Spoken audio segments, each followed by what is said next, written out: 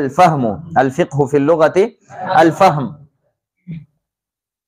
یہ الفہم کس نے کہا؟ مطلق الفہم. مطلق الفہم کون کہتا ہے؟ یہ آمدی اور باجی، ابو الولید الباجی، اور اسی طرح جو ہیں ابن عقیل اور الاسنوی اور شوکانی اور صفی الدین الہندی.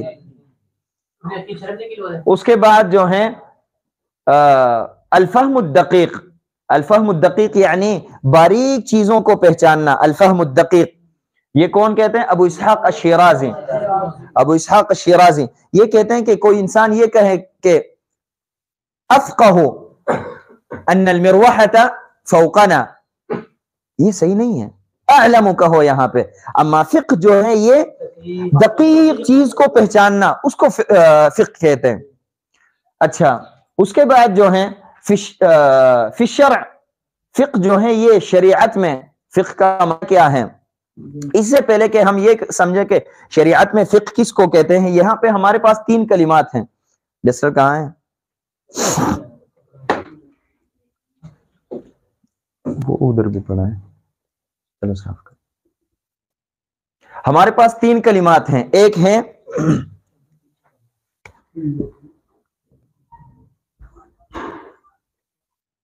فقہ، فقہ، فقہ، فقہ، فقہ اور فقہ. ان تینوں میں کیا فرق ہے؟ فقہ اور فقہ اور فقہ، ان میں کیا فرق ہے تینوں میں؟ ہاں، باب کا فرق ہے، زبر زیر کا فرق ہے، اور معنی میں کیا فرق ہے؟ اصول الفقہ کا تعلق معانی کے ساتھ ہے، مبانی کے ساتھ نہیں ہے. اصول الفقہ کے پیریڈ میں جب آپ سے پوچھا جائے کہ ان تینوں میں کیا فرق ہے تو آپ نے یہ نہیں کہنا کہ ایک پہ زبر ہے، دوسرے پہ زیر ہے، تیسرے پہ پیش ہے. ہم نورانی قاعدہ یا قرآنی قاعدہ نہیں پڑھ رہے ہیں، ہم اصول الفقہ کے پیریڈ میں معانی پڑھتے ہیں. اچھا معنی میں کیا فرق ہے؟ فقیہ بمعنی فہیم، فقیہ بمعنی فہیم، فقیہ فہیم. اس کے بعد فقہ بمعنی سبق غیرہ بالفہم، فقہ سبق غیرہ بالفہم، فقیہ فہم بمعنی فہم، اور فقہ بمعنی سبق غیرہ فی الفہم، سبق غیرہ بالفہم. مثلا میں یہاں پہ پڑھا رہا ہوں، یہاں پہ میں کہتا ہوں کہ اسماعیل کے بارے میں کہوں کہ اسماعیل قد فقہ المسألۃ، یعنی اسماعیل جو ہیں سبق غیرہ من زملائہ فی فہم هذه المسألہ. کوئی اشکال تو نہیں ہے؟ اس کے بعد فقہ، فقہ کس کو کہتے ہیں؟ فقہ بمعنی صار الفقہ له سجیۃ وملکہ، صار الفقہ له سجیۃ وملکہ. مثلا میں کہتا ہوں کہ فقہ اسماعیل، دیکھیں ادھر، فقہ اسماعیل یعنی صار اسماعیل فقیہا. میں کہتا ہوں کہ فقہ اسماعیل ای فہم اسماعیل المسألۃ. میں کہتا ہوں کہ فقہ اسماعیل ای سبق غیرہ، سبق زملاءہ فی فہم هذه المسألہ، فقہ اسماعیل. اما جب میں کہوں کہ فقہ اسماعیل ای صار فقیہا، صار فقیہا، تو یہ 3 کلمات ہم نے صار الفقہ له سجیۃ وملکہ، صار الفقہ له سجیۃ وملکہ. اس کے بعد ہاں صار ای صار فقیہا، اس طرح لکھو، چلو صار فقیہا. اس کے بعد ہمارے پاس ہیں فی الشرع. لغت میں ہم نے کہا کہ فقہ کس کو کہتے ہیں؟ آپ سے کوئی پوچھے کہ آپ فقہ لغت میں کس کو کہتے ہیں، آپ سے کوئی پوچھے کہ فقہ کی تعریف کریں، آپ پوچھیں کہ لغت میں، شرع میں یا اصطلاح میں آپ کو کیا چاہیے، کون سی تعریف چاہیے؟ لغوی تعریف، شرعی تعریف یا اصطلاحی تعریف؟ آپ کو اگر کہے کہ لغوی تعریف چاہیے تو پھر اس کو کہو کہ کون سا چاہیے آپ کو، فقیہ یفقہ، علم یعلم والا چاہیے، فقیہ چاہیے یا فقہ چاہیے یا فقہ چاہیے؟ کون سا چاہیے آپ کو؟ یا تینوں چاہیے تاکہ تینوں میں آپ کو بتاؤں؟ اچھا، ہم جب کہتے ہیں کہ یہ معنی لغوی، مطلب اس کا کیا ہے کہ حقیقہ لغویہ. اچھا، جب ہم کہتے ہیں کہ معنی شرعی، مطلب حقیقہ شرعیہ، حقیقہ شرعیہ، حقیقہ شرعیہ. اور جب ہم کہتے ہیں کہ معنی اصطلاحی یعنی حقیقہ عرفیہ خاصہ، عرف عام نہیں، عرف خاص. اچھا، حقیقہ شرعیہ کے اعتبار سے یہ فقہ کس کو کہتے ہیں؟ فقہ کس کو کہتے ہیں؟ ہاں نہیں، اس کی تعریف کیا ہوگی؟ معرفت کیا؟ معرفت ادلۃ الفقہ. ہاں، معرفت الاحکام الشرعیہ العملیہ المکتسبۃ من الادلہ. شرع میں فقہ کس کو کہتے ہیں؟ استنباط المسائل، فهم فقہ الدین، ہاں، فقہ الحدیث. فقہ الدین مطلقا، فقہ مسائل الشریعت مطلقا، فقہ مسائل الشریعت مطلقا، فقہ الدین مطلقا. مطلق فہم الدین کو جو ہے فقہ کہتے ہیں. قرآن میں جدھر بھی فقہ مستعمل ہو تو اس سے مراد یہ معنی شرعی ہے، معنی اصطلاحی مراد نہیں ہے. اسی طرح نبی صلی اللہ علیہ وسلم کی باتوں میں، احادیث میں نبی صلی اللہ علیہ وسلم فرماتے ہیں کہ من یرید اللہ بہ خیرا یفقہہ فی الدین. یفقہہ کا مطلب یہ نہیں ہے اصطلاحی معنی، شرعی معنی ہے. شرعی معنی یہ ہم کہتے ہیں کہ شرعی معنی اور اصطلاحی معنی، اس میں فرق کر رہے ہیں کہ شرعی معنی ہے اصطلاحی نہیں. کیوں؟ بعد میں پتہ چلے گا، بعد میں یہ سوال پوچھنا اگر میں بھول بھی جاؤں تو. اچھا، اس کے بعد اسی طرح اللہ رب العالمین قرآن میں جدھر بھی فقہ، فقہ اور فقہ کچھ بھی استعمال ہو قرآن میں تو اس سے مراد معنی شرعی ہے، معنی اصطلاحی نہیں ہے. یا معنی لغوی مراد ہے یا معنی شرعی مراد ہے، لیکن معنی اصطلاحی مراد نہیں ہے. قرآن میں ما نفقہ کثیرا مما تقول، یا شعیب ما نفقہ مما کثیرا مما تقول، یہاں پہ حقیقہ لغویہ مراد ہے، حقیقہ لغویہ. اچھا، اس کے بعد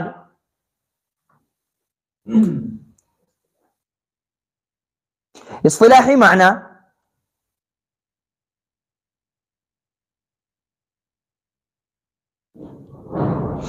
اصطلاح میں یہ فقہ کس کو کہتے ہیں؟ فقہ کی تعریف کیا ہے اصطلاحی؟ ایک ہی تعریف عند الاصولیین، ایک ہی تعریف عند الفقہاء. فقہ کی تعریف عند الاصولیین اور عند الفقہاء. عند الاصولیین، اصولیین کے نزدیک فقہ کی تعریف جو ہے وہ امام ابو حنیفہ رحمہ اللہ نے جو تعریف ذکر کی ہیں، ہاں، وہ یہ کہ معرفت النفس ما لها وما علیہا، معرفت النفس ما لها وما علیہا. کسی چیز کی لکھنے کی ضرورت ہو تو مجھے بتایا کریں کہ میں ادھر وائٹ بورڈ پہ لکھ لوں. معرفت النفس ما لها وما علیہا، معرفت النفس ما لها وما علیہا، یعنی انسان ان مسائل کو پہچانے جو انسان پہ واجب ہیں اور جو انسان کے حقوق ہیں، اللہ رب العالمین نے انسان کو دینے ہیں، وہ سب پہچانے. یہ امام ابو حنیفہ رحمہ اللہ کے نزدیک فقہ کی تعریف. لیکن آپ کو اس تعریف میں کیا نظر آ رہا ہے؟ آپ کو کیا نظر آ رہا ہے اس تعریف میں؟ ہاں، اس تعریف میں کیا نقصان ہے؟ یہ تعریف جو ہے ہمارے اس فقہ کے ساتھ اس کا تعلق نہیں ہے. یہ تو ایک عام یعنی کیونکہ اس میں اور معنی شرعیہ میں کوئی فرق ہے. ہم نے کہا کہ شرعی معنی جو ہیں، شرعی تعریف، فقہ کی شرعی تعریف کیا ہے؟ معرفت المسائل الشرعیہ مطلقاً. اچھا، اس میں اور اس تعریف میں کوئی فرق نظر آ رہا ہے آپ کو؟ معرفت النفس ما لها وما علیہا میں فرق نظر آ رہا ہے؟ نہیں نظر آ رہا ہے نا. وہ بتاؤ نا، کوئی نظر آ رہا ہے؟ ہاں، فرق کیا ہے اس دونوں کے درمیان؟ اس میں دین کے مسائل ہیں جبکہ قید لگائی ہے، یہاں قید نہیں ہے. یہاں پہ کس چیز کے مسائل ہیں؟ معرفت النفس ما لها وما علیہا، کسی بھی چیز ما علیہا، ما یجب علیہا من قبل الشریعہ. ٹھیک ہے، تو دونوں ایک ہی ہے. تو لہذا یہ تعریف جو ہے یہ تعریف اصطلاحی نہیں ہے، یہ تعریف شرعی ہے. اصطلاحی تعریف وہ ہے جو امام شافعی رحمہ اللہ نے ذکر کیا ہے. امام شافعی رحمہ اللہ فرماتے ہیں کہ العلم بالاحکام الشرعیہ، ہاں العملیہ، اصولین کی تعریف ہے یہ.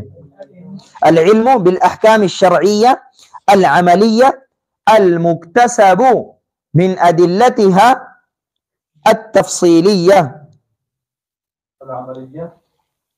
المختصر من ادلتها التفصیلیہ. لکھوں یہ بسٹر دے دو، بس ادھر رکھو، دے دو مجھے.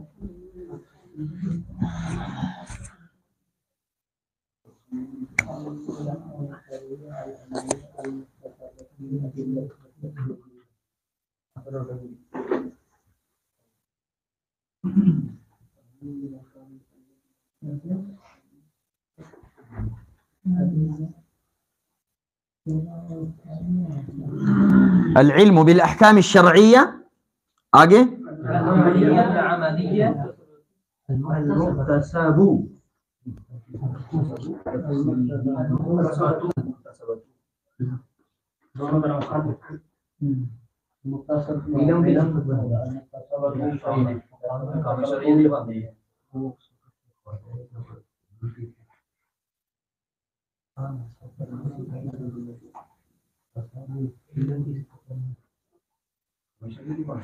اچھا.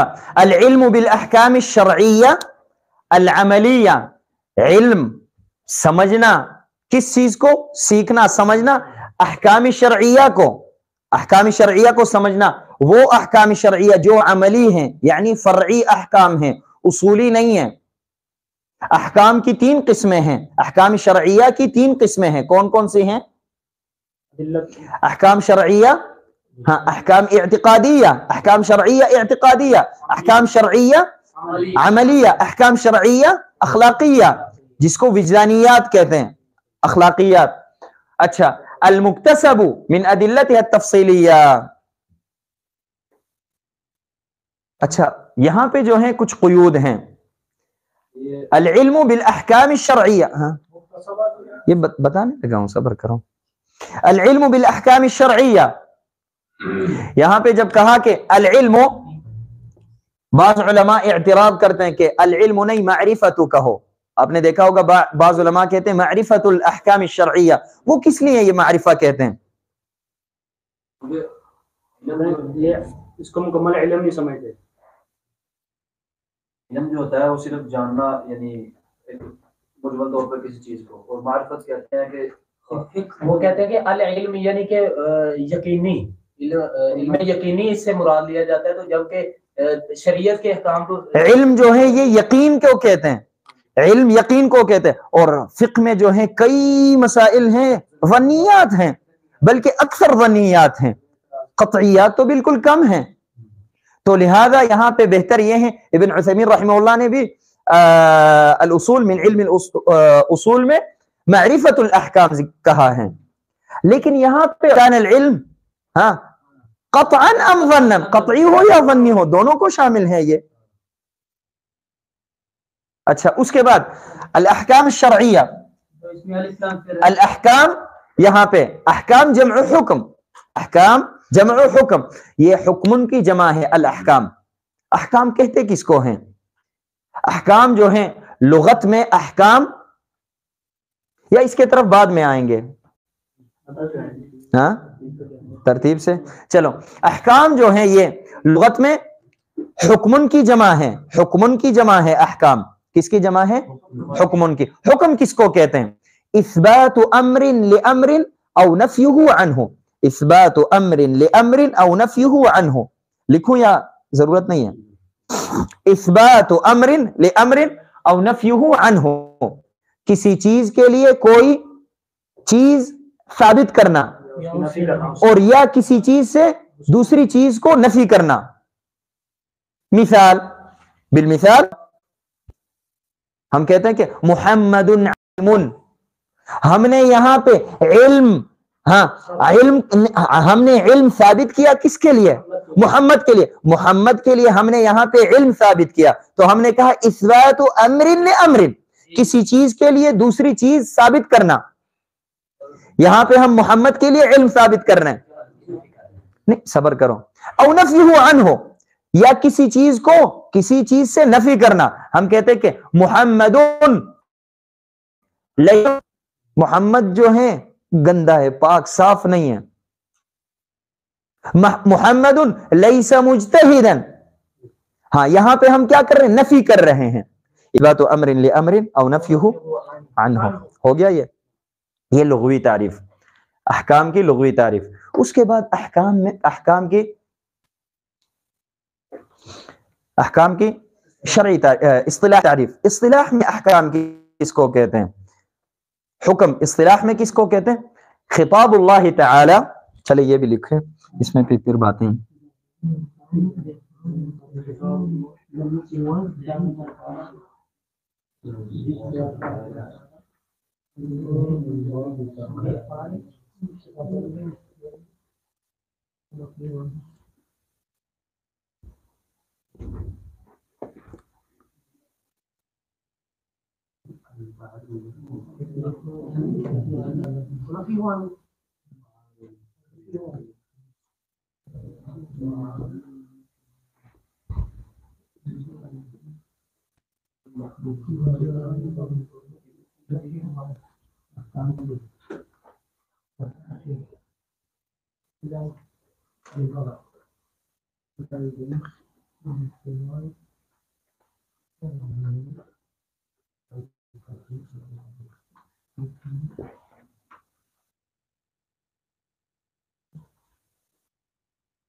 ہاں، خطاب اللہ تعالی المتعلق بافعال المکلفین بالاقتضاء او التخییر او الوضع. یہ میں نے چھوٹا کر کے اس لیے لکھا کہ ایک لائن میں آئے مکمل سب نے.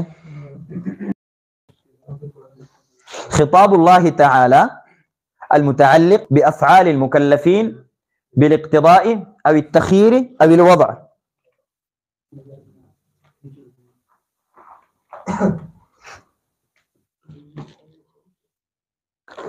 اچھا یہاں پہ کیا کہہ رہا ہے کہ خطاب اللہ خطاب اللہ یعنی یہ حکم کس کو کہتے ہیں؟ خطاب اللہ کو. خطاب غیر اللہ کو حکم نہیں کہیں گے. میں آپ سے بات کر رہا ہوں، میں بات کو حکم نہیں کہیں گے، میری باتوں کو حکم نہیں کہیں گے. اسی طرح ڈاکٹر آپ کو کوئی مشورہ دیتا کہ یہ کام کرو یہ کام نہیں کرو، وہ حکم نہیں ہے. حکم ہے یا نہیں ہے؟ کیوں نہیں ہے؟ میں حکم دے رہا ہوں آپ کو کہ اسماعیل یہ کام کرو. ہاں اصولی حکم نہیں ہے یہ. حکم اصولی کس کو کہتے ہیں؟ خطاب اللہ کو. اچھا جو نبی صلی اللہ علیہ وسلم فرماتے ہیں کہ نبی صلی اللہ علیہ وسلم کسی کو حکم دے تو اس کے ساتھ کیا کریں گے؟ کیوں؟ ہاں وہ اللہ رب العالمین کے خطاب میں شامل ہیں کیونکہ اللہ رب العالمین نے گواہی دی ہے اس پہ. یا یہ کہیں اس لیے علماء کہتے ہیں، بعض علماء الاصول کہتے ہیں کہ یہ خطاب جو ہے یہ حکم صادر کرنے والا صرف اور صرف اللہ رب العالمین ہے، لیکن نبی صلی اللہ علیہ وسلم جو ہے یہ مبلغ عن اللہ ہے، حکم دینے والا نہیں ہے، حکم صادر کرنے والی مبلغ عن اللہ ہے. یہ حکم اللہ رب العالمین کا تھا لیکن واضح اور ظاہر نبی صلی اللہ علیہ وسلم نے کیا ہمارے سامنے. یہ جو ہیں کہتے ہیں لیکن یعنی تساہلاً. اچھا اس کے بعد جو ہیں خطاب دوسرے نمبر پہ المتعلق بافعال المکلفین. یہاں پہ کچھ باتیں ہیں. المتعلق بافعال المکلفین، المتعلق بافعال المکلفین اس نے یہ قید ہے، اس سے تقریباً 3 چیزیں خارج ہوتی ہیں. اس قید سے، اس قید نے، قید نمبر 1 نے ایک چیز کو خارج کیا، وہ کیا ہے؟ خطاب غیر اللہ. اور قید نمبر 2 نے 3 چیزیں خارج کرنی ہیں. نمبر 1 المتعلق بذات اللہ تعالی، خطاب اللہ تعالی المتعلق بذات اللہ تعالی. هو الله الذي لا إله إلا هو الملك القدوس السلام المؤمن المهيمن العزيز وغيرہ إلى آخر الآية، إلى آخر صفات اللہ تعالی. یہ جو ہے خطاب اللہ ہے المتعلق بذات اللہ ہے، تو اس کو ہم حکم نہیں کہیں گے، حکم اصولی نہیں کہیں گے اس کو.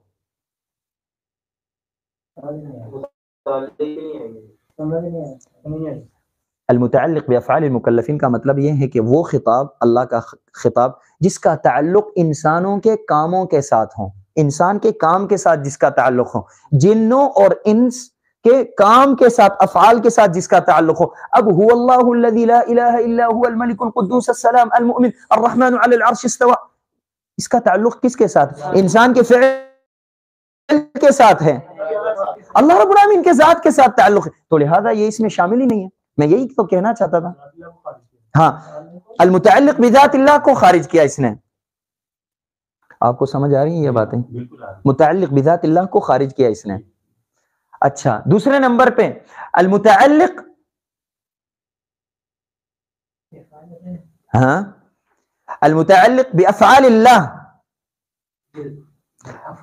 بافعال اللہ، یہ بھی نکل گئے. ہاں،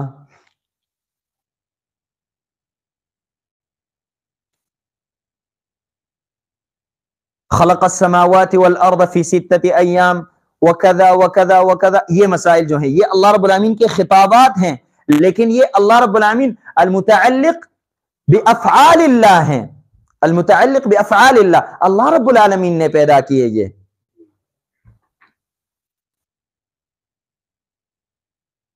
یہاں خطاب کس طرح خلق اللہ السماوات والارض، خطاب نہیں ہے.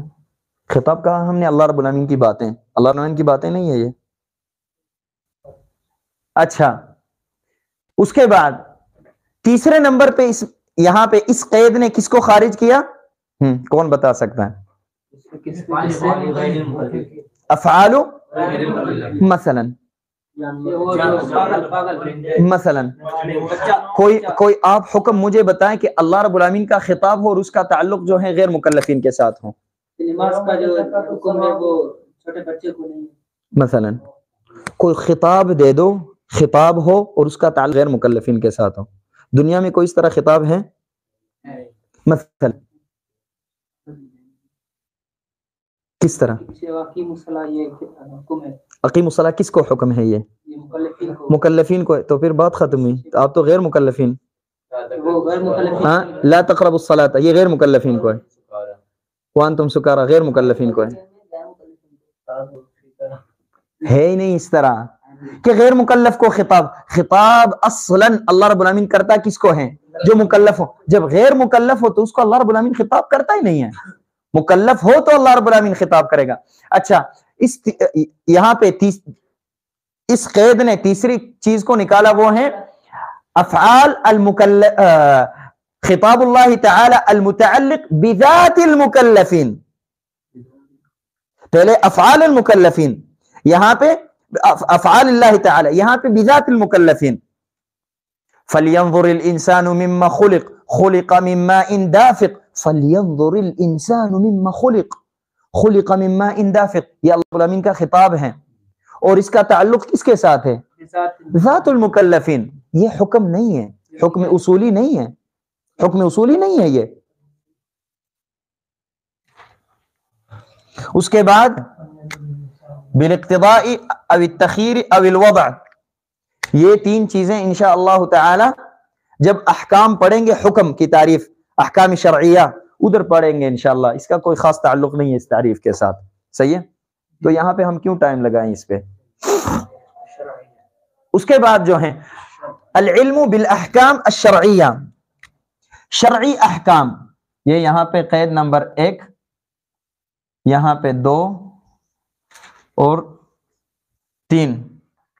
العلم بالاحکام الشرعیہ، شرعی احکام. جب ہم نے کہا شرعی احکام تو ہم نے کچھ چیزیں نکالی، کون سے؟ احکام عقلیہ، احکام عرفیہ، احکام تجریبیہ، اور اسی طرح احکام لغویہ، احکام نحویہ، احکام صرفیہ، احکام باغیہ، سب چیزیں ہم نے نکالی. مثلا کہ کل فاعل مرفوع، یہ حکم ہے یا نہیں ہے؟ لیکن حکم حکمی نحوی ہے. ہاں حکم شرعی نہیں ہے. اسی طرح ہم کہتے ہیں کہ النار حار، النار حار. اچھا یہاں پہ یہ حکم ہے یا نہیں ہے؟ ہم نے شروع میں کہا حکم کس کو کہتے ہیں؟ اثبات امر لامر او نفیہ عنہ. یہاں پہ ہم نے اثبات کیا یا نہیں؟ حکم ہے لیکن حکم شرعی نہیں ہے حکم اس کو. صحیح ہے. اچھا اس کے بعد جب ہم نے کہا العملیہ، احکام شرعیہ عملیہ، اس عملیہ کو، عملیہ کے قید پہ ہم نے اعتقادی کو نکالا اور اسی طرح اخلاقی کو نکالا. ہم نے کہا کہ احکام شرعیہ کی 3 قسمیں ہیں: احکام شرعیہ اعتقادیہ، احکام شرعیہ عملیہ، احکام شرعیہ اخلاقیہ. تصوف جس کو کہتے ہیں، وجدانیات، یعنی زہد، الورع وغیرہ وغیرہ. اس کے بعد اکتسبو، اگر ہم یہاں پہ المکتسبو پڑھیں تو یہ صفت بنائیں گے کس کے لیے؟ علم کے لیے. تو اگر ہم اس کو پڑھیں کہ المکتسبتی، المکتسبتی، تو پھر کیا ہوگا؟ یہ احکام کے لیے صفت بنائیں گے اس کو. اچھا مجھے آپ یہ بتائیں کہ اس کو احکام کے لیے صفت بنائے زیادہ بہتر ہے یا علم کے لیے؟ علم کے لیے بنائے زیادہ بہتر ہے. دلیل وجہ کیا ہے؟ کوئی کہے گا کہ احکام کے لیے بنائے تو زیادہ بہتر ہے، ایسے ہی ہے؟ علم کے لیے بنائے، احکام کے لیے کیا ہے دلیل؟ بات علم کی ہو رہی ہے. ہاں علم کے بنائیں گے کیونکہ جو نکالے جانے وہ تو علم سے نکالے جانے. ہاں احکام جو نکل گئے علم عام ہے جبکہ احکام شرعیہ خاص ہیں. علم کے ساتھ تعلق رکھ کے دے رہے، یعنی وہی بات جو وہ کر رہے ہیں، آپ تینوں یہی بات کر رہے ہوں. اچھا آپ کی بات یہ ہے کیونکہ اس کا تعلق علم کے ساتھ ہے، ہم بات علم کی کر رہے ہیں. ماشاءاللہ. اچھا آپ کی دلیل؟ آپ 2 ہو. اصل میں ہاں فقہ اصل کے اندر جو وہ احکام کے ساتھ زیادہ تعلق ہاں خاص چیز بات کرتے ہیں، مکمل علم کی بات نہیں کرتے. ہاں لہٰذا اس کو احکام کے ساتھ خاص کریں گے تو بہتر زیادہ ہے. ہاں زبردست. ہاں کام کی ہی بحث ہوتی ہے اس لیے زبردست. ہاں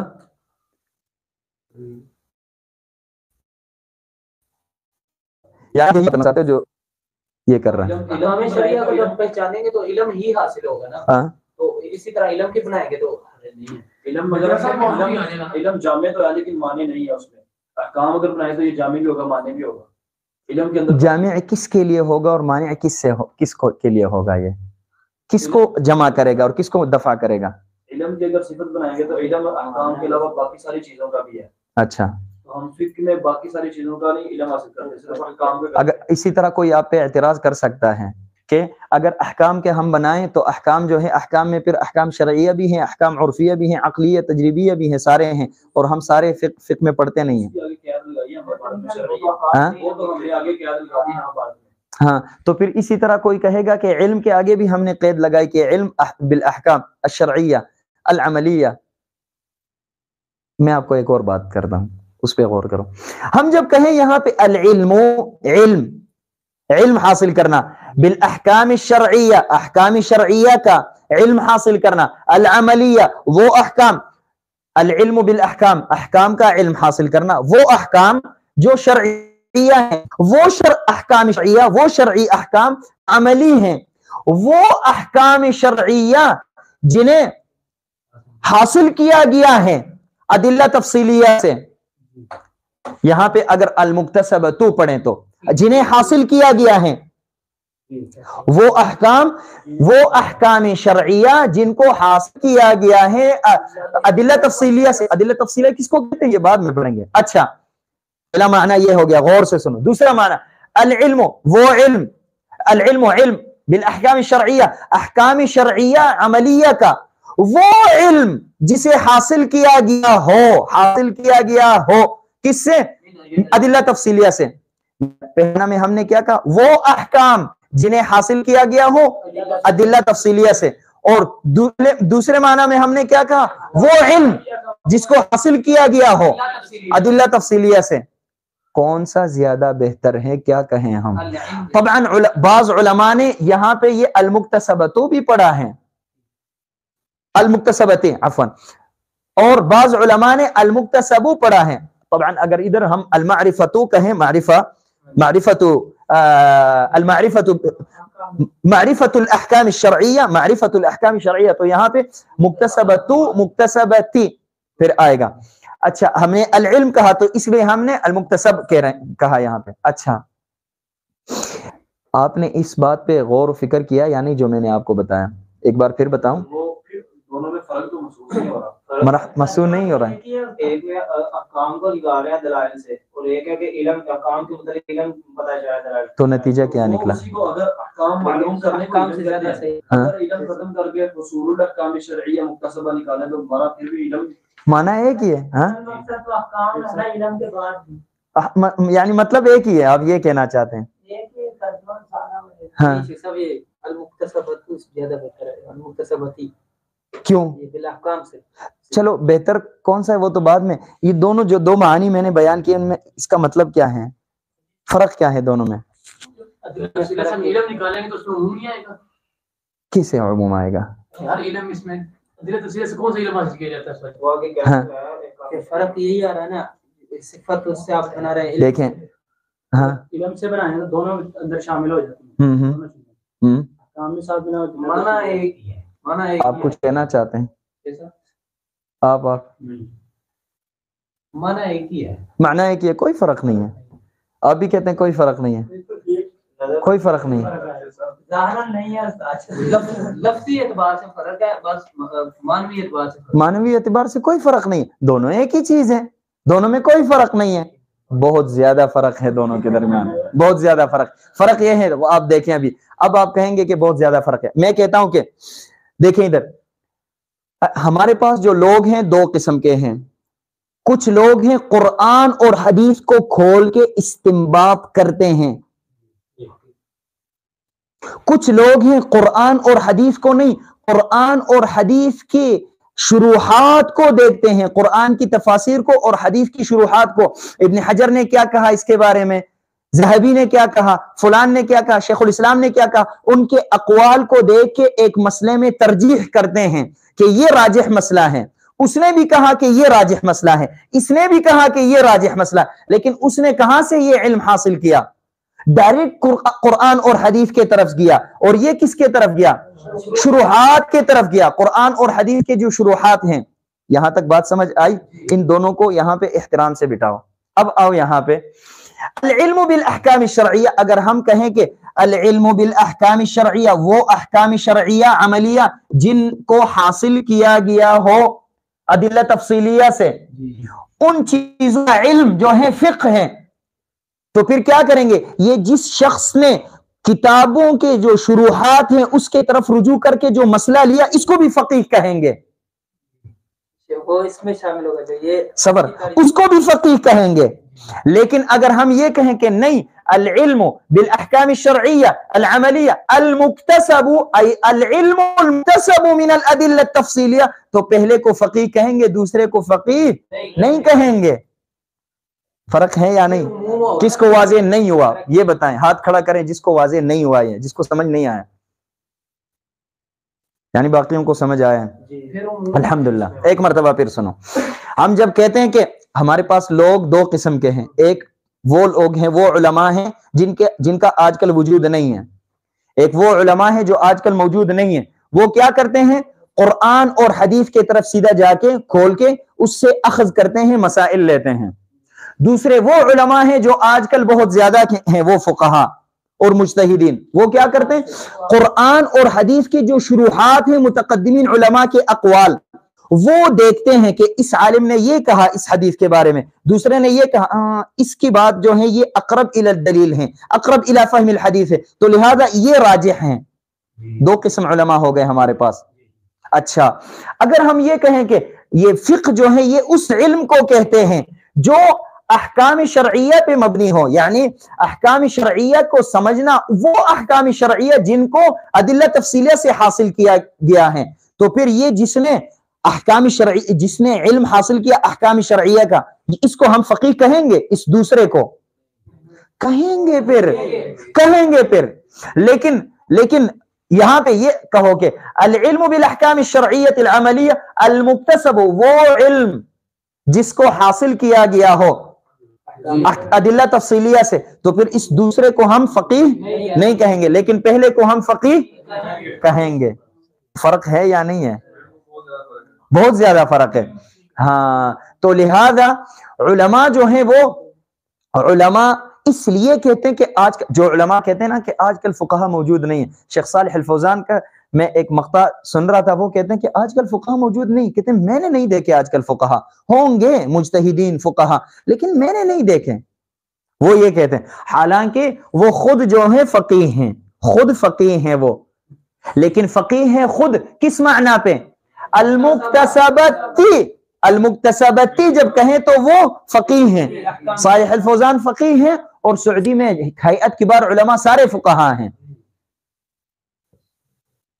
لیکن جب وہ کہتے ہیں کہ فقہا آج کل نہیں ہے، وہ کیا پڑھ رہا ہے؟ المکتسب پڑھ رہا ہے، اس پہ المکتسب پڑھ رہا ہے۔ اچھا، یہاں پہ ایک اور بات ہے، ہم جب کہیں الاحکام، یہاں پہ الف لام کس چیز کے لیے ہے؟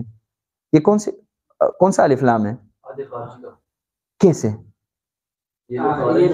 معہود؟ کون سے احکام ہیں آپ کے پاس؟ پھر معہود احکام ہونے چاہیے، جب عہد خارجی بنائیں معہود احکام ہونے چاہیے، کون سے؟ مثلا کتنے ہیں؟ کوئی 150 ہوں گے، کوئی 300 ہوں گے، نہیں ہو سکتا ہے نا، عہد خارجی عہد ذہنی نہیں ہو سکتا، چلو پھر اس کو عہدی کو نکال دو، پھر ہمارے پاس جنسی رہ گیا، جنسی احکام، استغراقی سارے احکام۔ ویسے علماء کہتے ہیں کہ یہ الف لام استغراقی ہیں، لیکن اس پہ کوئی اعتراض وارد ہو سکتا ہے؟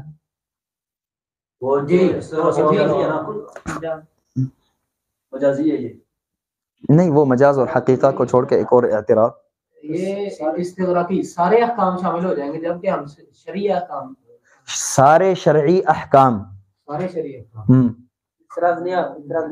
اعتراض یہ وارد ہوتا ہے کہ اگر ہم یہ کہیں کہ یہ یہاں پہ الف لام استغراقی ہے، تو اس سے پتہ چلا کہ امام مالک فقیہ نہیں ہے، امام احمد فقیہ نہیں ہے۔ کیوں؟ امام مالک سے کئی مسائل پوچھے جاتے تھے اور وہ کیا کہتے تھے؟ اللہ اعلم، لا ادری۔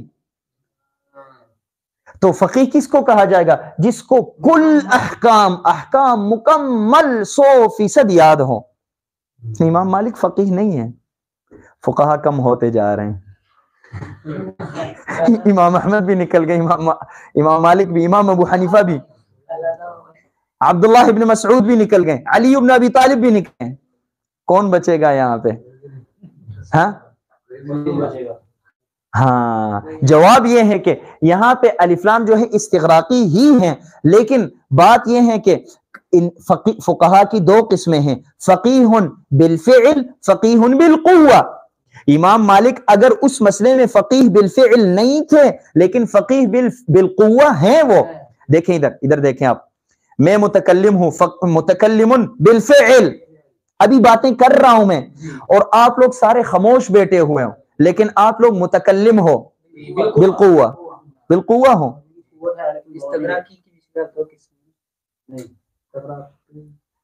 اچھا، تو اس میں تفاصیل میں داخل نہیں ہو جاؤ، رہنے دو۔ متکلم بالقوہ، متکلم بالفعل، اب یہ جو ہے خاموش بیٹھا ہوا ہے لیکن متکلم بالقوہ ہے، اور میں باتیں کر رہا ہوں متکلم بالفعل ہوں۔ اسی طرح یہ فقیہ بالقوہ اور فقیہ بالفعل، تو جن علماء کو ہم نے ابھی نکالا تھا وہ واپس شامل ہو گئے، چلو الحمدللہ بچ گئے علماء۔ اس کے بعد جو ہے ایک مجتہد کہا تھا نا آپ نے، اگر مکتسباتی کہیں اگر مکتسب پڑھیں تو پھر مجتہد یعنی جو بیٹھ جاتا ہے کتاب و سنت سے استنباط کرتا ہے وہ مجتہد ہوگا، فقیہ ہوگا۔ وہ تو دونوں میں، یعنی اگر ہم اس کو مکتسباتی پڑھے تو پھر دونوں اس میں شامل ہو سکتے ہیں، ایک شامل ہو سکتا ہے، دوسرا مقلد ہوگا۔ ہاں، لیکن مقلد میں بھی درجات ہیں، مقلدین میں تو اعلیٰ درجے کا مقلد ہوگا. اس لیے شیخ صالح الفوزان کہتے ہیں کہ نحن کلنا مقلدون. وہ اب سن کے حیران ہو جائیں گے کہ یہ کیا کہہ رہے ہیں. کہتے ہیں آج تک میں نے فقیہ مجتہد کو دیکھا ہی نہیں ہے. یہ انشاءاللہ جب مجتہد اور مقلد کے بحث تک پہنچیں گے انشاءاللہ اس میں تفاصیل پڑھیں گے. اچھا آگے المکتسب، اس سے جو ہیں مکتسب سے ہمیں ایک اور بات بھی واضح ہو گئی. وہ کیا کہ لیا گیا ہے ہاں اس میں سے فرشتوں کا علم نکل گیا. ہاں اللہ رب العالمین کا علم جو ہے اس کو ہم فقہ نہیں کہیں گے، کیونکہ اللہ رب العالمین کا علم حاصل کیا گیا نہیں ہے، حاصل شدہ علم نہیں ہے. اسی طرح جو ہے ملائک کا علم جو ہے وہ بھی الہامی علم ہے، وہ بھی اس سے خارج ہیں. اسی طرح انبیاء کا جو علم ہے وہ بھی اس سے خارج ہیں. مقلد کا علم، مقلد کا علم بھی خارج ہے، کیونکہ مقلد کا علم ہاں المکتسب من ادلہ التفصیلیہ نہیں ہے، مقلد کا علم خارج ہے اس سے. اچھا اس کے بعد من ادلتها التفصیلیہ، من ادلتها التفصیلیہ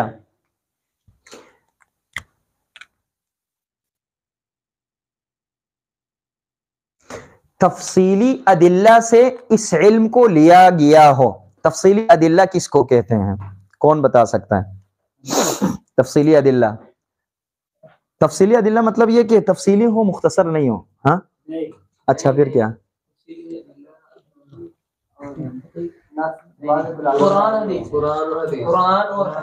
قرآن اور حدیث تفصیلی ادلہ، اور تورات اور زبور اور انجیل جو ہیں اجمالی ادلہ.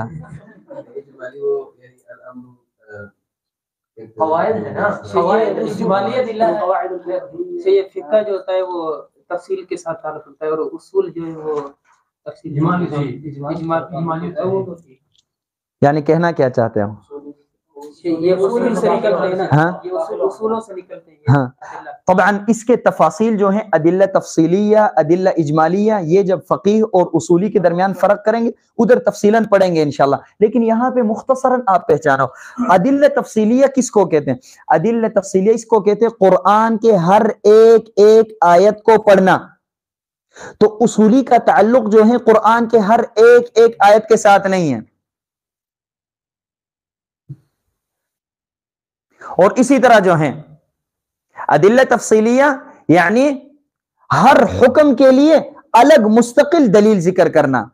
دیکھیں اصولی جب قاعدہ ذکر کرتا ہے کیا کہتا ہے کہ الامر یقتضی الوجوب، الامر یقتضی الوجوب. اس کے نیچے کئی باتیں آتی ہیں، یہ اجمالی قاعدہ ہے، اس کے نیچے کئی باتیں آتی ہیں. لیکن جب فقیہ بات کرتا ہے کہ ہاں الصلاۃ واجبۃ، اس کے نیچے بس صرف صلاۃ ہی آئے داخل ہیں، اس کے نیچے زکوٰۃ داخل نہیں ہے، اس کے نیچے حج داخل نہیں ہے.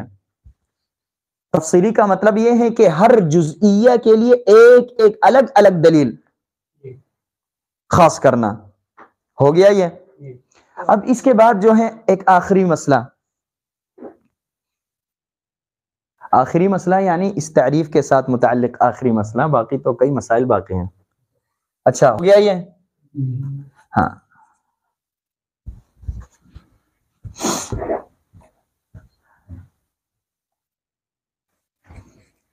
ہمارے پاس 3 کلمات ہیں.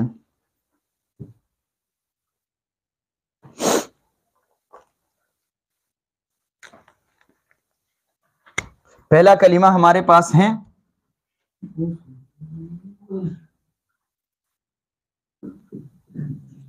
الایجاب، دوسرا کلمہ ہے الوجوب، تیسرا کلمہ ہے الواجب. کبھی آپ نے سوچا ان تینوں کے درمیان کوئی فرق ہے یا نہیں؟ فرق ہے؟ کوئی فرق نہیں ہے. اچھا کیا فرق ہے؟ مجھے تو لگتا نہیں ہے کہ کوئی فرق ہو. قبول کرنا، ایجاب قبول کرنا، معنی میں فرق ہے. معنی میں کیا فرق ہے؟ واجب کرنے کو، واجب کرنے کو. اچھا اس کا تعلق اللہ تعالیٰ کے ساتھ ہے. اچھا اور اس کا وجوب بھی ہے، اس کا اللہ رب العالمین کے ساتھ، اس کا نبی صلی اللہ علیہ وسلم، اور اس کا جو ہے وجوب کا تعلق ہے حکم کے ساتھ، وجوب کا تعلق ہے حکم کے ساتھ، واجب کا تعلق بندے کے ساتھ ہے. بندے کے ساتھ ہے. یعنی وجوب واجب سے پہلے ہوتا ہے. اچھا ضروری نہیں کہ ہر وجوب کو یعنی وجوب کا تعلق اصولی کے ساتھ ہے جبکہ واجب کا تعلق فقیہ کے ساتھ اور اس کا محدث کے ساتھ. وجوب اس کا تعلق فقیہ کے ساتھ، اس کا اصولی کے ساتھ اور اس کا محدث. وجوب کا تعلق کوئی راستہ منطقی کے لیے بھی نکالو یار، نحوی کے لیے بھی نکال لو. اچھا ہاں غور فکر کرو تھوڑا سا، ہاں سوچو. اور آپ نے کیا کہا؟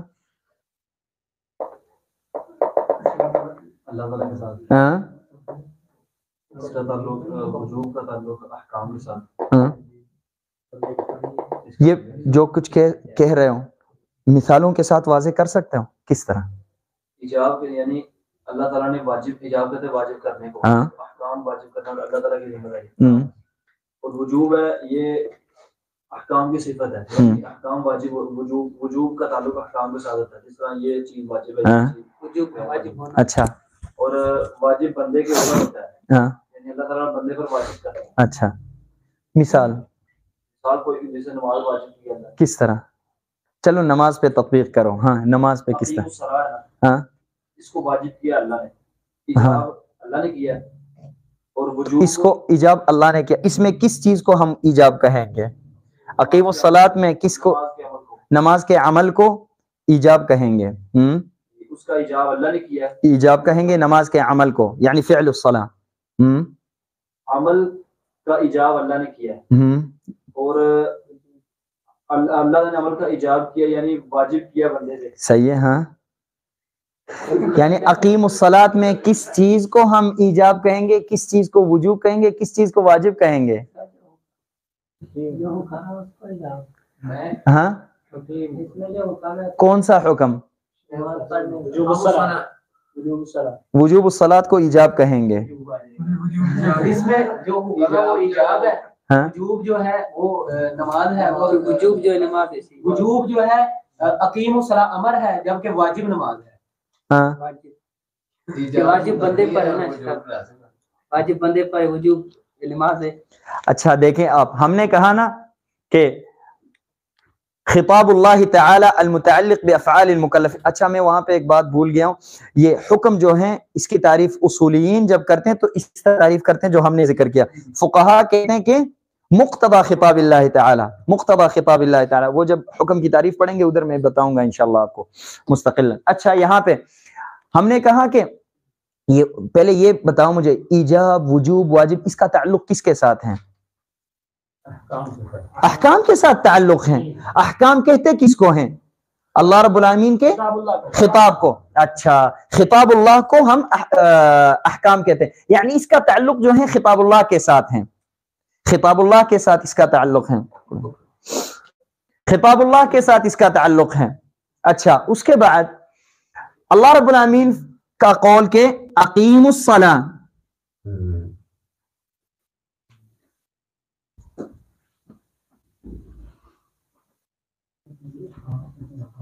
اقیم الصلاۃ، اقیم الصلاۃ اللہ رب العالمین کا قول ہے. یہاں پہ ہمارے پاس تین چیزیں ہیں اقیم الصلاۃ کے اندر. ایک ہے ہمارے پاس ایجاب اقیم الصلاۃ میں، ایک ہے ہمارے پاس وجوب، ایک ہے ہمارے پاس الواجب. تین چیزیں ہیں، لیکن کہاں پہ ہیں؟ جو میں محمد سے پوچھ رہا تھا کہاں پہ ہیں؟ اس کے اندر ہیں کس چیز میں؟ یہاں پہ یہ اقیم الصلاۃ جو اللہ رب العالمین کا قول ہے. اللہ رب العالمین کیا کہنا چاہتا ہے اس پہ؟ اقیم الصلاۃ اللہ رب العالمین نے جب فرمایا اقیم الصلاۃ، اللہ رب العالمین کا مقصد کیا ہے؟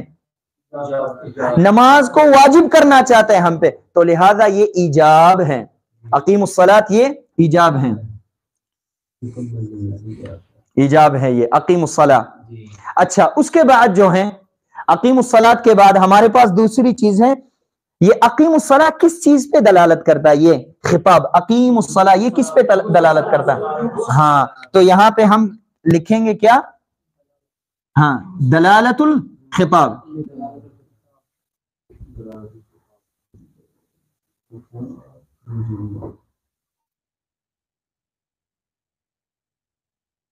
دلالت الخطاب جو ہے یہ کیا ہے؟ وجوب.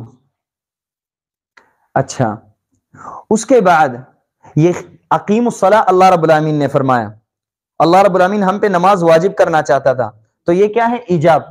یہ اقیم الصلاۃ کس چیز پہ دلالت کرتا ہے؟ ہاں، وجوب پر دلالت کرتا ہے، نماز کے وجوب پر۔ اچھا، ہمیں جب پتا چلے کہ یہ نماز واجب ہے تو انسان نے پھر کیا کرنا ہے؟ نماز پڑھنی ہے۔ اچھا، تو نتیجہ ہمیں کیا ملا کہ الصلاۃ واجبۃ، تو یہ واجب جو ہے یہ فعل المکلف،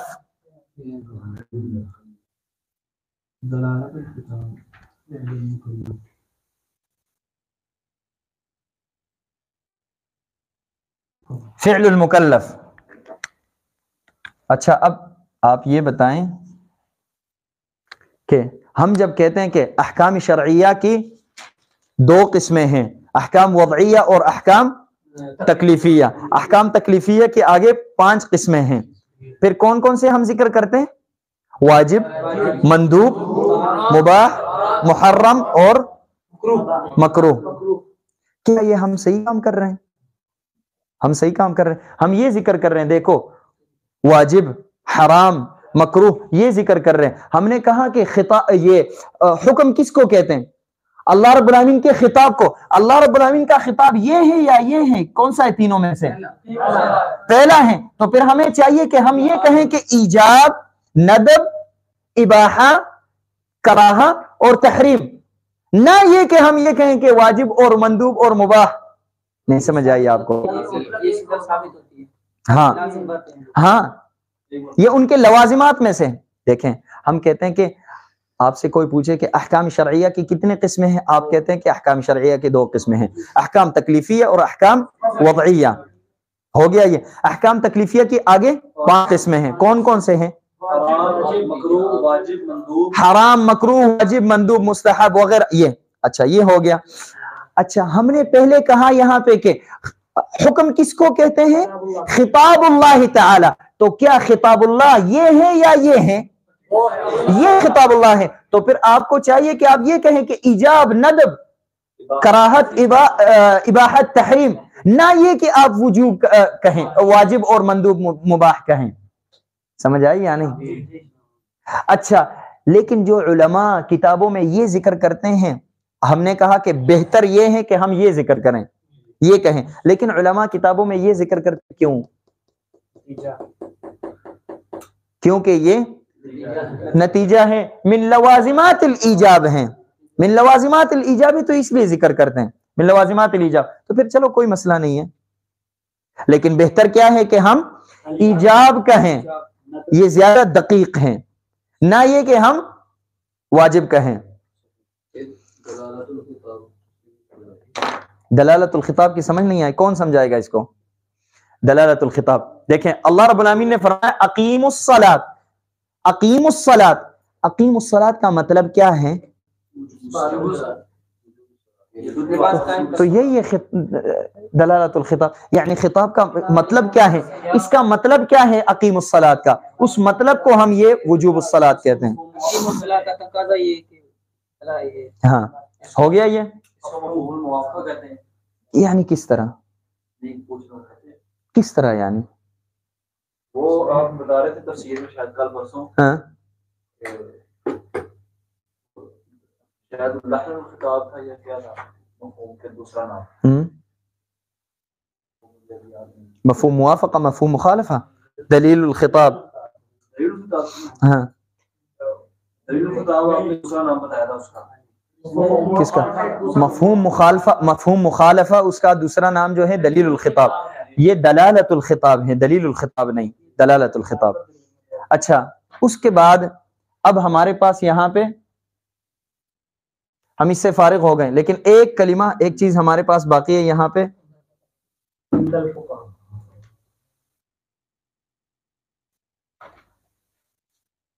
اچھا، عند الفقہاء، تعریف عند الفقہاء۔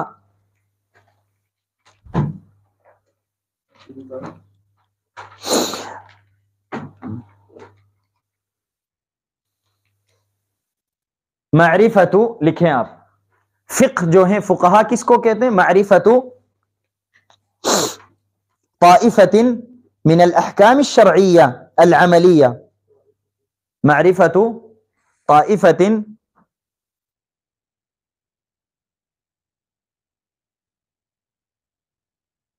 من الأحكام الشرعية العملية.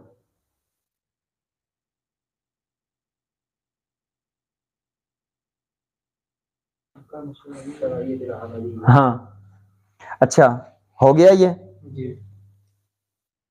اور بعض علماء اس طرح کہتے ہیں کہ معرفة مجموعة من الأحكام الشرعية العملية.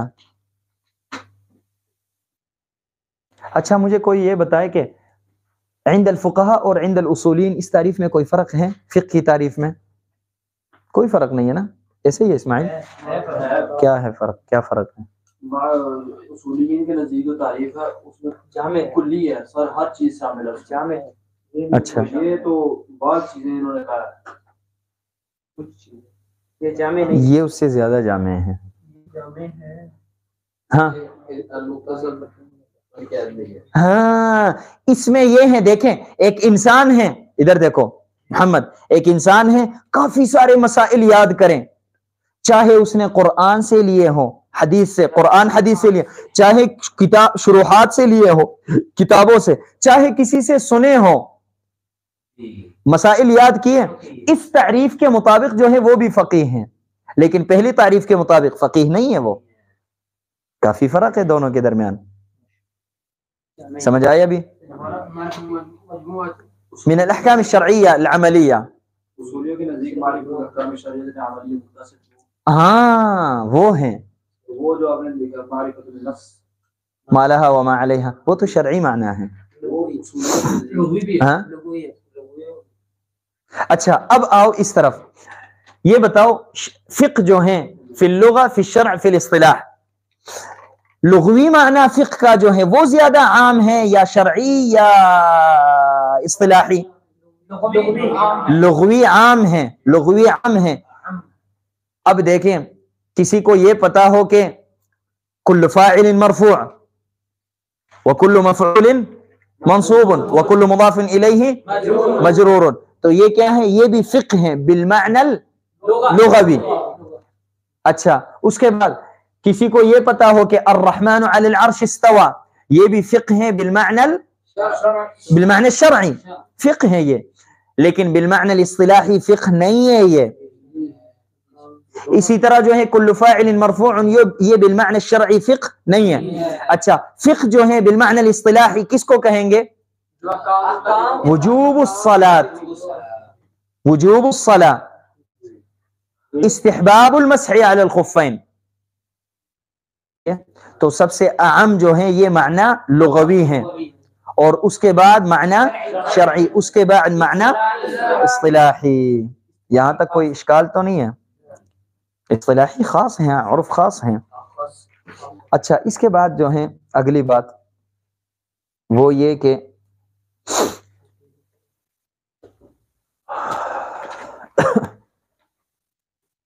یہ لکھ لیا سب نے؟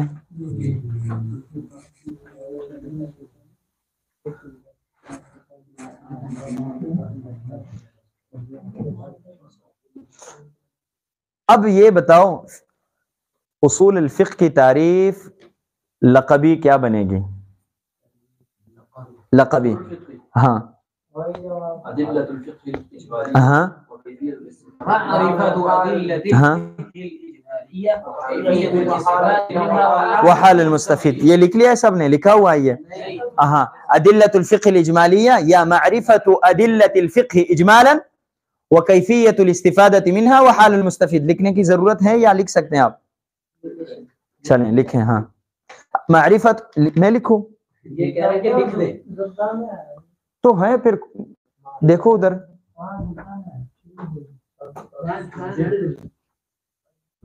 رہنے دوں پھر. اچھا معرفت ادلۃ الفقہ اجمالا وکیفیت الاستفادۃ منها وحال المستفید. لکھ لیا یہ سب نے؟ یہاں پہ کیا لکھا ہوا ہے وہ یاد کرو. یہاں پہ اجمالاً ہے، اجمالاً دونوں صحیح ہیں، فرق ہے دونوں کے درمیان، لیکن اجمالاً یاد کرو. آپ نے وہ یاد کیا وہ بھی ہے. الاستفادۃ منها وحال المستفید، تین چیزیں ہیں معرفت ادلۃ الفقہ اجمالا، ادلہ فقہیہ اجمالیہ کو یاد کرنا، پہچاننا، ادلہ فقہیہ تفصیلیہ فقہ میں، ادلہ فقہیہ اجمالیہ اصول الفقہ میں، اجمالیہ اور تفصیلیہ کے مابین فرق جو ہیں اصولی اور فقیہ کے درمیان جب فرق ذکر کریں گے اس میں پڑھیں گے انشاءاللہ۔ ہو گیا یہ آپ نے لکھ لیا؟ اچھا دوسرے نمبر پہ وکیفیت الاستفادۃ منها، ان ادلہ اجمالیہ سے استفادہ کیسے کریں گے، اور اس کے بعد حال المستفید، کون استفادہ کرے گا، مستفید کون ہوگا اس سے۔ ہم نے جو یہاں پہ مثال لکھی تھی اقیم الصلاۃ والی، اس پہ آپ غور کریں ذرا۔ اقیم الصلاۃ، ہم نے کہا کہ اقیم الصلاۃ یہ اللہ رب العالمین کا خطاب ہے اور یہ امر ہے۔ دیکھیں اب یہاں پہ کیفیت الاستفادہ ہم کر رہے ہیں، ہم نے یہ کہا کہ دیکھیں الامر یقتضی الوجوب، یہ ایک قاعدہ ہے، یہ ایک قاعدہ ہے، ادلہ فقہیہ اجمالیہ ہے، یہ دلیل فقہی اجمالی ہے، الامر یقتضی الوجوب یہ ایک دلیل فقہی اجمالی ہے۔ اچھا آگے پھر ہم کہتے ہیں کہ اقیم الصلاۃ، اس سے ہمیں کیا معلوم ہو رہا ہے، اقیم الصلاۃ جو ہے امر ہے، اور امر جب قرینہ سے خالی ہو تو یہ وجوب کا تقاضا کرتا ہے، لہذا نتیجہ ہمارے پاس آیا کہ نماز واجب ہے، وجوب الصلاۃ۔ تو ادلۃ الفقہ الاجمالی کیفیت الاستفادۃ منها، ان سے کیسے ہم استفادہ کریں گے، استفادہ یعنی تطبیق کیسے کریں گے، اس کے بعد حال المستفید، ہاں جو فائدہ لینے والا ہے اس کے احوال، کون کب فائدہ لے گا، کیسے فائدہ لے گا، یہ ہو گیا یہ۔ اچھا باختصار اصول الفقہ میں ہم پڑھتے کیا ہیں، تین چیزیں پڑھتے ہیں، کون کون سی چیزیں؟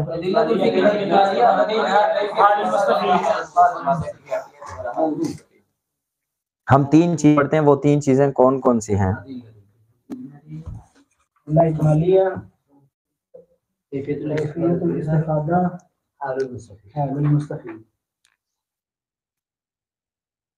اچھا بخاری کلاس والوں کو میں نے کچھ لکھوایا تھا،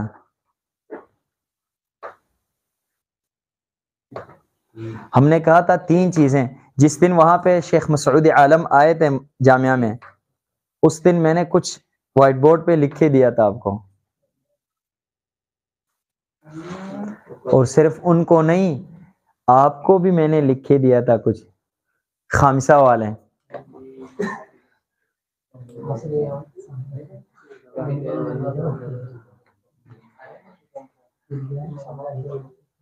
ہاں یاد ہے؟ سوچو، اشارہ کریں تھوڑا سا، اشارہ کس کے طرف اشارہ کروں؟ اچھا اچھا اچھا اچھا، ہم نے کہا تھا کہ باختصار اصول الفقہ میں ہم تین چیزیں پڑھتے ہیں۔ نمبر ایک، ہاں ہاں ہاں ہاں ہاں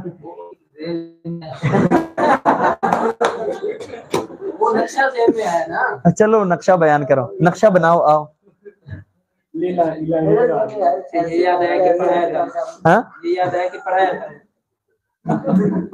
تین چیزیں ہیں، مناہج البحث ہم نے کہا تھا، مصادر البحث، مناہج البحث، اور ساتھ آگے پھر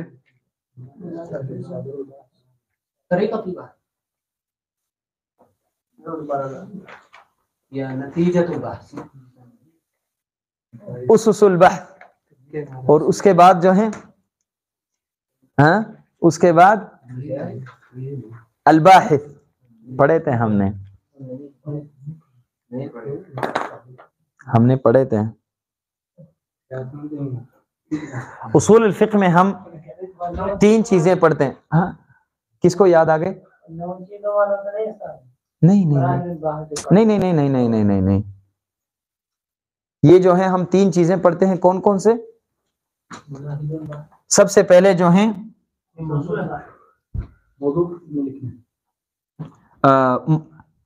مصادر، یہ موضوع ہے،